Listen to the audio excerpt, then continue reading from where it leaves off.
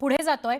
अभिनेत्री आणि सध्या जिच्या नावाच्या पुढे एक बिरुद लावलं गेलं नॅशनल क्रश अशी गिरिजा ओक हिनं पुण्यामध्ये मुख्यमंत्री देवेंद्र फडणवीस यांची मुलाखत घेतली। यावेळी मुख्यमंत्र्यांनी पुण्यातील विविध विकास कामांच्या मुद्द्यांवर भाष्य केलं। मुलाखतीच्या सुरुवातीलाच त्यांनी उपमुख्यमंत्री अजित पवारांना टोले लगावले। मुख्यमंत्री देवेंद्र फडणवीसांनी केलेल्या या टीकेला राष्ट्रवादी काँग्रेस शरदचंद्र पवार पक्षाच्या खासदार सुप्रिया सुळे यांनी उत्तर दिलं।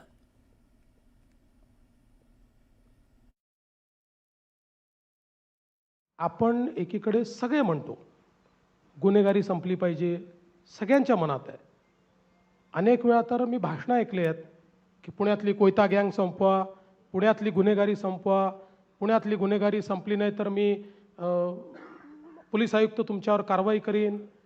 अशी भाषणं केल्यानंतर मग त्याच गुन्हेगारांना तिकीटं द्यायची आणि त्यांच्या समर्थनार्थ बोलायचं, हे किती चुकीचं आहे।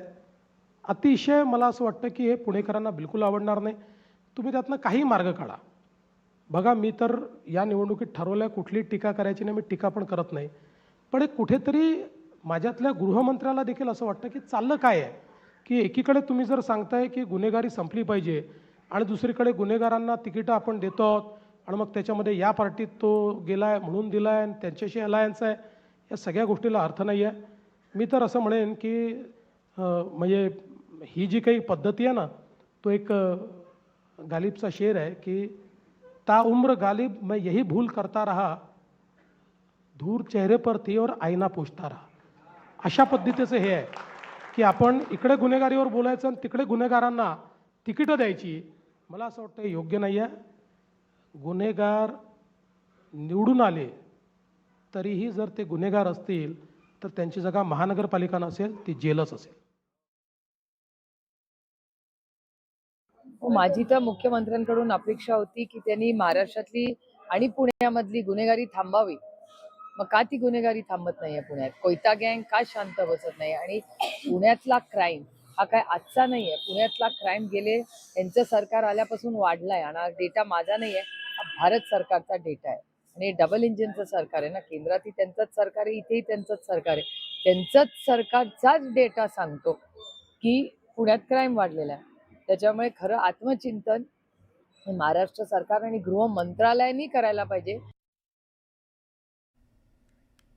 माझं काम बोलतं आणि ते जनतेला माहीत आहे, असा टोला मुख्यमंत्री देवेंद्र फडणवीसांनी अजित पवारांना लगावला होता।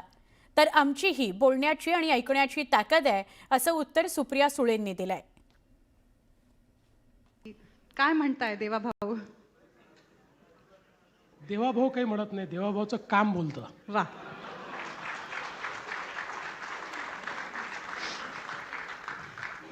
तुम्ही म्हणताय तुमचं काम बोलतं, मग अजितदादा सारखी टीका का करतात?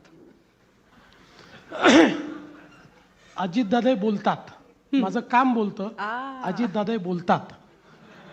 पण मला या ठिकाणी सांगितलं पाहिजे की खरं म्हणजे या निवडणुकीमध्ये आम्हाला आधी हे लक्षात आलं होतं की पुणे असेल, पिंपरी चिंचवड असेल, या ठिकाणी आम्ही युतीने लढू शकत नाही, कारण आम्ही दोन्ही स्ट्रॉंग पार्टी आहोत।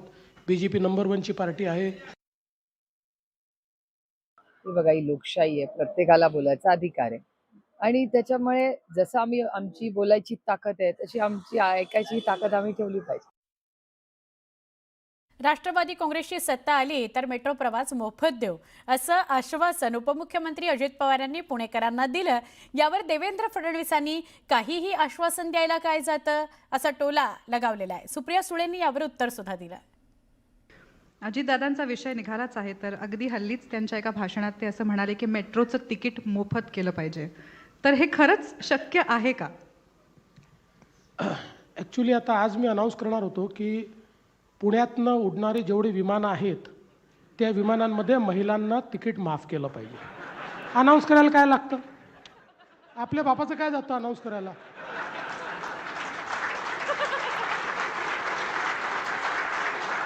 असं आहे। अनेक वेळा बघा, आम्ही राजकीय क्षेत्रातले लोक आहोत, अनेक वेळा निवडणुकीच्या जिंकण्याच्या डेस्परेशनमध्ये ज्यावेळी आम्हाला माहिती असतं की निवडून येता येत नाही, अशा परिस्थितीत आम्ही काही जाहीरनामे काढतो, त्या जाहीरनाम्यांमध्ये काही म्हणतो, पण तरी माझं म्हणणं आहे किमान पब्लिकचा विश्वास बसेल अशा तरी गोष्टी म्हटल्या पाहिजे ना. ते असं म्हणाले, हो कदाचित त्यांचाही अनुभव असेल ना, 15 लाख रुपये प्रत्येकाच्या अकाउंटमध्ये ते घालणारच होते.